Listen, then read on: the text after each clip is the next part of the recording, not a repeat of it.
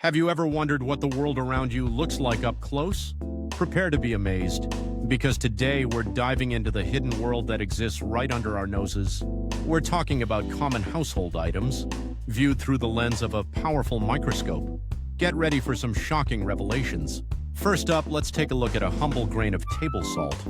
What seems like simple uniform crystals to the naked eye transforms into a stunning landscape of perfect cubes and sharp angles under magnification.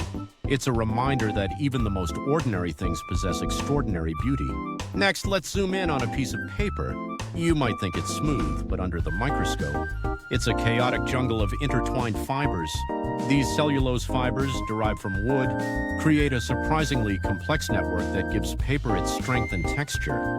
It's a fascinating glimpse into the process of paper making.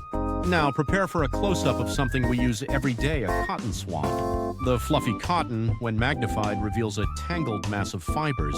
These fibers, derived from the cotton plant, are twisted and overlapping, creating a soft yet effective cleaning tool.